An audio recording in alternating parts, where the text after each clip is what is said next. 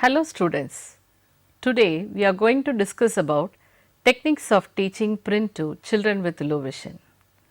Let us start the session with discussing principles in determining the reading medium. The determination of the appropriate learning medium is but one of the critical decisions. The appropriate learning medium is based on a set of fundamental principles that reflect the individuality and unique learning characteristics of each low vision child. Some of the principles are: each child with low vision must have a learning medium based on the individual needs and abilities. The teachers should be knowledgeable of the child's unique abilities and needs. Students with low vision possess a wide range of learning characteristics that are unique in themselves. For example, reading with central vision, reading with peripheral vision. So, no global statement can be established for the total population. It should be based on the individual learning characters. The students who show a preference for gathering information visually can develop reading skills in print. The students who do not have sufficient visual functioning can be given instruction in reading braille. Instruction in both print and braille may be appropriate for some students, for he or she may need very large print for some educational purposes, and majority of his or her educational aspect he/she may be using braille.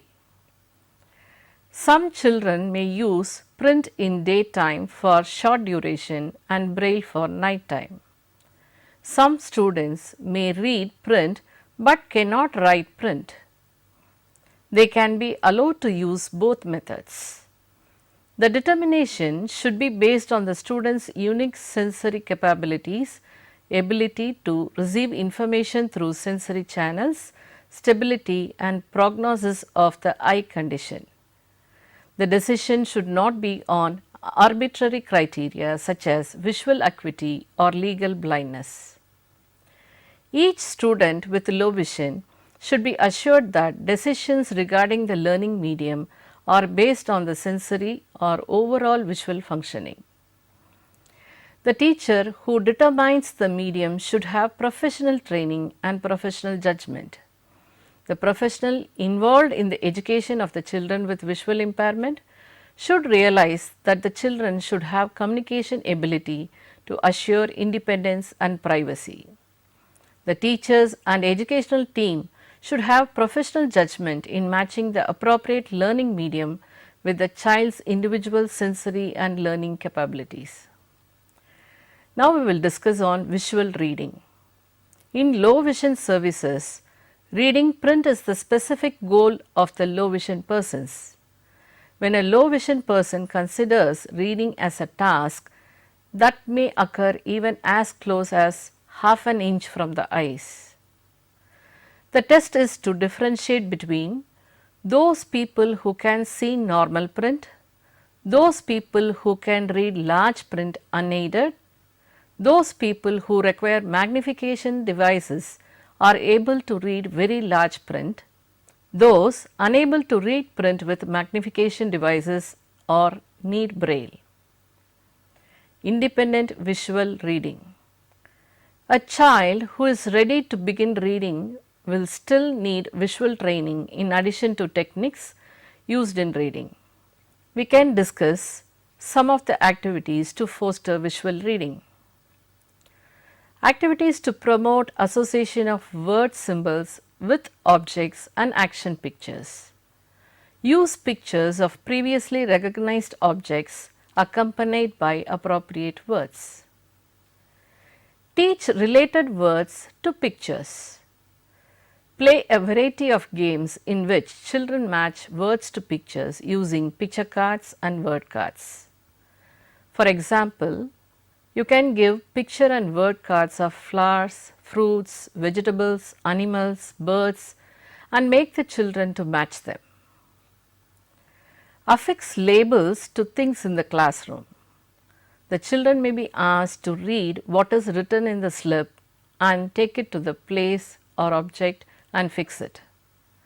For example, you can utilize the objects in and around the class such as window, door, blackboard, chair, books, and make the students to fix the written slips on them. Action words can be written on individual cards for the child to choose and act out. For example, you can provide action word cards to choose such as jump, run, walk, sit, smile, and make the students to act appropriately. Now, let us see different activities to promote discrimination, recognition, and identification of individual letter and words. Match letters. Present letters in unlike configuration. Unlike configuration is easier to identify. So, provide this activity prior to complex activities. For example, you can ask the child to match the letter P with a set of letters L, M, P and Z, in which the child can easily identify the letter since the configuration of other letters are different. Next, present letters in like configuration. For example, you can ask the child to match the letter C with a set of letters A, D, C and E, which have similar configuration, and the child has to discriminate and identify the exact letter. Match words. We can provide activities like matching unlike words and like words. For example, in matching unlike words, we can provide words like ball, we, cap and man, and ask the child to match the word cap. Since the other words vary in their spelling and number of letters, the child will be able to easily identify the exact word. Then move on to making the child identify the like words. For example, make the child to identify the word cat from the set of words eat, dot, cat and ate. In this example, you can see that all the words have the letter T and the number of letters are the same, so that the child has to do fine discrimination and match the exact word. Activity like sorting letter cards into proper letter sorting boxes will be interesting to the children and provide a learning experience. Prepare boxes with letters such as K, V, C on it. Prepare 3 to 5 letter cards for each letter, shuffle them and give them to the child, and the child has to sort the letter cards into the appropriate boxes. Next activity is match letters in work pages. Prepare work pages such as letters in 2 columns, where the child has to match the letters in the column 1 with the letters in the column 2. Activities such as identifying the letters in the card similar to the one in the circle is also quite interesting to the children. For example, write the letters such as A, D, K, O, C, E, M scatterly in a card. Write a few letters 4 or 5 times, and especially the letter which you want the child to identify. If you want the child to identify the letter D, write it repeatedly here and there in the card along with other letters. Circle the letter D and ask the child to find out the remaining. Now, let us discuss the activities to foster and encourage visual reading of simple materials. Use known songs, verses and stories which children can read from memory.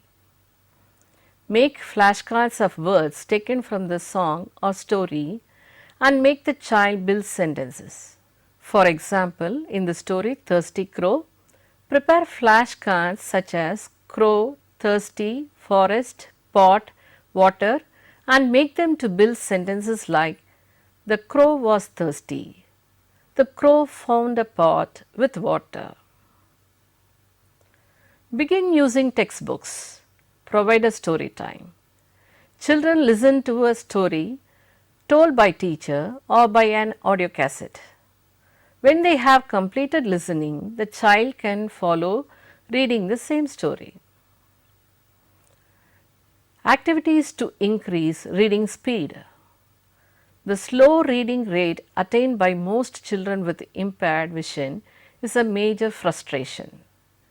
Speed reading techniques must be started early before bad habits have already been formed. The aim of reading is to observe the thoughts of the writer, not the single words which combine to express these reading. Reading speed, a minimum of 20 to 25 words per minute is needed for comprehension. Therefore, systematic scanning technique which develops the ability to spot keywords, phrases, sentences and paragraphs need to be devised. Teach children to use principles of continuity and context to make intelligent guesses. Encourage use of configuration clues. Teach children to avoid sub-vocalizations which concentrates attention on single words and parts of words rather than ideas expressed. The use of line marker or typoscope offers help to reduce glare and increase contrast and readability. Develop good listening skills for more effective use of recorded materials and reader service. If visual aids are available, develop skill in the use of devices. Activities to develop independent writing skills. Activities for writing can be given simultaneously along with reading activities. All hand-eye coordination activities prepare children for writing. These activities should be continued throughout the writing program. Reinforce pre-writing activities before actual writing letters start. For example, repetitive exercises can be given to the child in pre-writing skills in terms of standing lines, slanting lines, sleeping lines or drawing a circle or a semicircle. Some of the writing devices which improve contrast and facilitate writing are bold tipped or fiber tipped pen, black ink, line guide or typoscope. Typoscope is a reading shield made of black material in which there is a rectangular aperture allowing one or more lines of a print to be seen. It reduces extraneous light reflected from the surface of the paper and assists in staying on the correct line. Other devices are bowl line paper, writing slate used by sighted children and chalk, neck magnifier, closed circuit television for large print, typewriter, computer. Let us see what are the teacher observation checklists, signs that may indicate low vision. Teachers in the regular schools may have children with low vision in their classes, but do not recognize the signs that indicate that a child has difficulties in seeing. The list gives some of the most obvious problems these children face. Speed of work is very slow. Working distance is very short. She or he does not write on the line or between two lines. Excessively big or unnaturally small size of written letters. Partly formed letters are letters drawn in the wrong sequence. Errors in reading and writing, especially reversals and omissions. Writing and spacing letters and words in an unusual manner. Difficulty in copying correctly from the blackboard or even from a textbook or other sources. Written work does not reflect oral ability. Confusion in reading certain letters such as CL for D, M for N. Difficulties in reading long words. Very slow reading rates using finger to keep place and guide the eyes. consistently losing the place when reading, difficulty in searching for information on a page, for instance, when using a dictionary or interpreting a graph, deterioration in reading after a lengthy period, an increasing gap between comprehension and reading rate, inconsistent quality or variations in the amount of work completed, difficulties in reading poor quality worksheets or in processing information which is not presented in a linear manner, problems with reading back own handwriting, poor attention or concentration span, especially when activities are being demonstrated across the room, by fixing the head is kept at a wrong angle, seems to look at the side of an object he or she is supposed to look at, cannot find the object he or she is looking for, fumbles over fine hand eye coordination activities, mixes the names of colors, often appearing headaches, easily tired, for example, when looking at pictures, wishes for more light, is oversensitive to light, has difficulties with orientation, triples over or bumps into objects, get easily lost, moves carefully and anxiously, has difficulties when walking up or down stairs. Now, let us discuss about psychosocial issues. Another issue relating to low vision is the psychosocial impact of a visual impairment. Children growing up with a visual impairment can experience many negative consequences, including feeling like they look different either because they cannot visually verify how others look or because they wear glasses or use optical devices, feeling like an outsider because they cannot take part fully in activities, feeling less than capable because they do not understand visual concepts fully, feeling clumsy because they drop things or bump into objects. All of these consequences can have the effect of lowering self-esteem. It is important that students identify themselves not by their visual impairment, but see their visual impairment as one aspect of who they are. Intervention may be necessary so that a student can build successful experiences and find activities in which they excel. Unique educational interventions are essential for students with low vision in order to ensure successful outcomes in the school setting. The resources to help guide the reader to additional information on such interventions are a comprehensive system of care for persons with low vision has clinical, educational and social components.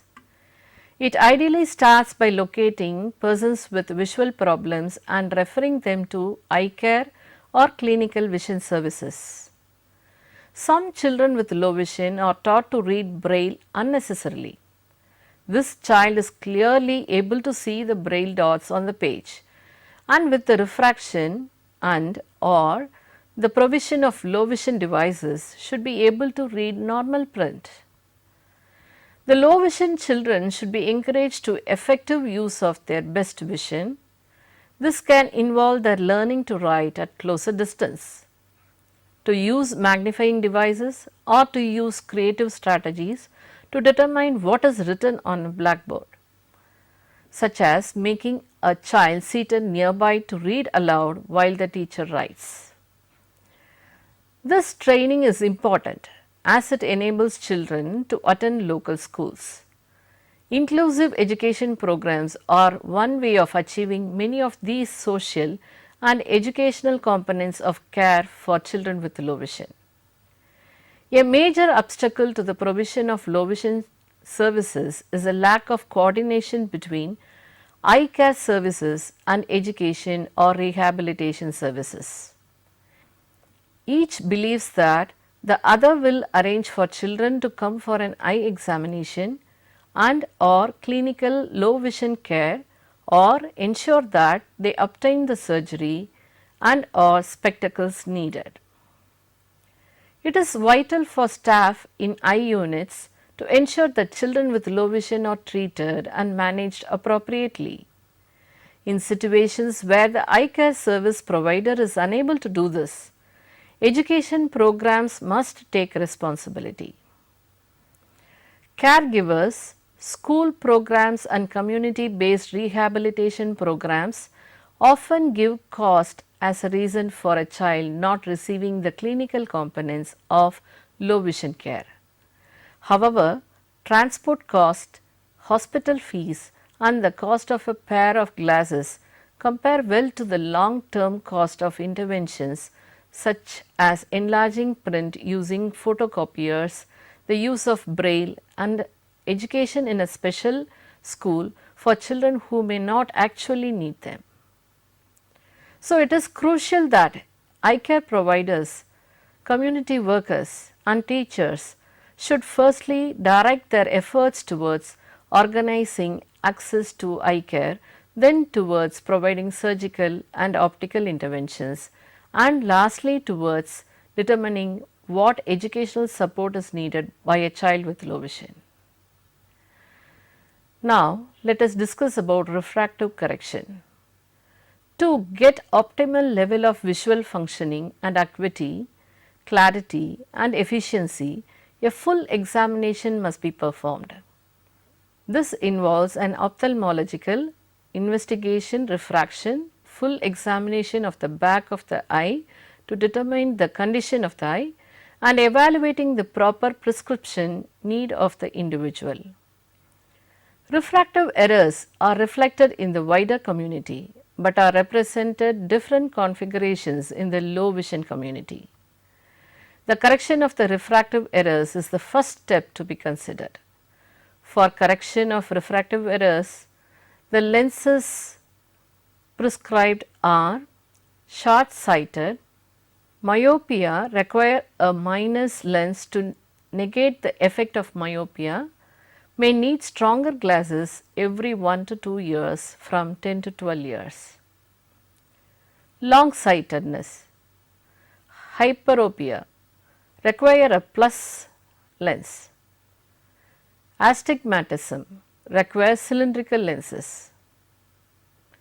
Glasses or contact lens for aphakia, that is absence of lens. Let us see the types of visual aids and its uses.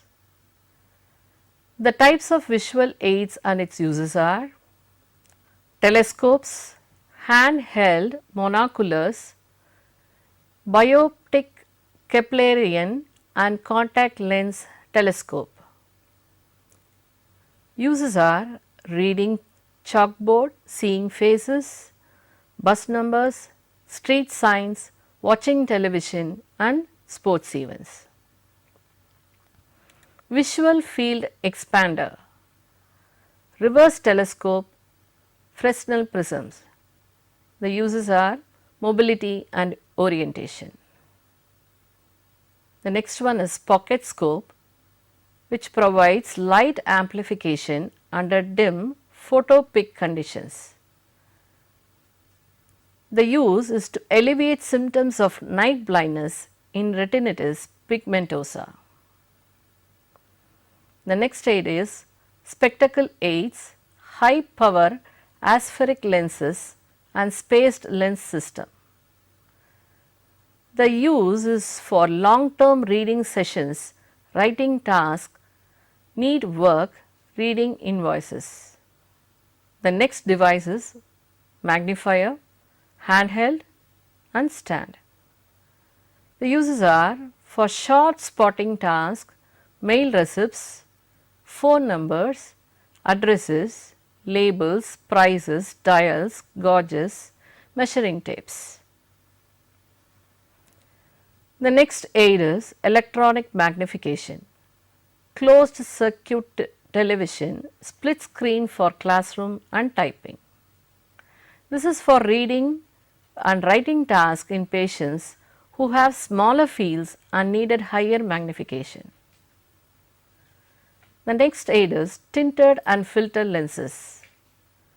This is used for glare comfort in RP, albinism and cataract. The next aids are non-optical aids, illumination, control aids, large print material, adjustable reading stand, bowl lined paper and felt tipped pens. The uses are to provide optimum illumination for the individual task with optical aids, for comfortable reading, for greater physical comfort, increase contrast and improve writing task. Students, so far we have discussed various techniques of teaching print to children with low vision, which I hope would be quite interesting and